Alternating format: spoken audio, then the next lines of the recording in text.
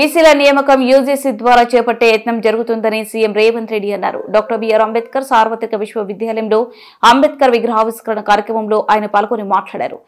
UGC ద్వారా కేంద్ర పెత్తనం చేసే ప్రయత్నం మంచిది కాదన్నారు. వర్సిటీల స్వయం ప్రతిపత్తి హరించాలని కేంద్రం వర్సిటీలపై రాష్ట్ర హక్కును కేంద్రం ఎలా తీసుకుంటుంది? కేంద్రం కుట్రలను ఎలాగైనా అడ్డుకోవాల్సిందే. ఇతర సీఎంలతో కలిసి యూజీసీ నిబంధనలపై పోరాడతాం. యూజీసీ కొత్త నిబంధనలు రాజ్యాంగంపై దాడి వంటివి. రాష్ట్రాలపై కేంద్రం దండయాత్ర చేస్తుంది. ఇలాంటి నినాదాలతో రాజ్యాంగం మనుగడ సాగిస్తుందా?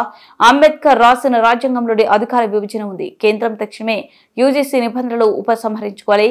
కేంద్రం ఒక్కొక్కటిగా రాష్ట్రాల హక్కులు గుంజుకుంటే ఎలా తీరు ఇలాగే ఉంటే రాష్ట్రాల నామమాత్రం అవుతాయి. పద్మ అవార్డుల విషయంలో తెలంగాణపై వివక్ష చూపించింది. రాష్ట్రం సిఫారసు చేసిన వారికి పురస్కారాలు ఇవ్వలేదు. గద్దర్, చుక్క రామయ్య, అందశ్రీ, గోరెటి వెంకన్న, జయధీర్, తిరుమలరావు పేర్లు సిఫారసు చేశాం. ఏపీకి 5 అవార్డులు ఇచ్చారు. మనకు 4 ఇవ్వలేదు. ఈ వివక్షపై కేంద్రానికి లేఖ రాస్తా. మందకృష్ణకు పద్మశ్రీ ఇవ్వడాన్ని స్వాగతిస్తున్నాం.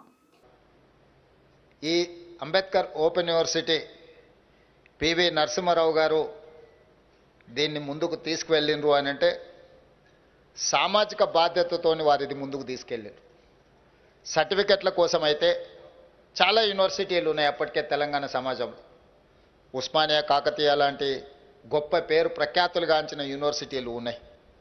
కానీ ఒక ప్రత్యేకమైన ఆలోచనతో, లక్ష్యంతో ఆనాడు డాక్టర్ బాబాసాహెబ్ అంబేద్కర్ ఓపెన్ యూనివర్సిటీని ప్రారంభించడం, ఈ యూనివర్సిటీలో విద్యనే కాదు ఈ సమాజంలో ఉన్న సమస్యలను నిశితంగా గమనించి ఈ సమస్యలకు ఒక పరిష్కారాన్ని చూపించే ఆలోచన విధానం కూడా ఇక్కడి నుంచి ప్రజలకు చేరాలి అనే ఒక గొప్ప లక్ష్యంతో ఈ యూనివర్సిటీని ప్రారంభించడం జరిగింది. ఉమ్మడి రాష్ట్రంలో కావచ్చు లేదా ప్రత్యేక రాష్ట్రంలో కావచ్చు, మిత్రుడు గంటా చక్రపాణి గారు చెప్పినట్టుగా ఒక 20 సంవత్సరాల నుంచి ప్రభుత్వ ఆధ్వర్యంలో ఉన్న ఏ విద్యాశాఖ, ఏ విద్యాలయమైనా నిర్లక్ష్యానికి లోనైంది, గురైంది అని ఈరోజు మనం చెప్పుకోక తప్పదు. ప్రత్యేకంగా ఈరోజు పేదలకు అందించవలసిన విద్య, రైట్ టు ఎడ్యుకేషన్ యాక్ట్, విద్య ఒక హక్కుగా, ఈ హక్కును పేదలకు దూరం చేసే అధికారము ఎవరు ఇవ్వలేదు పాలకులకి.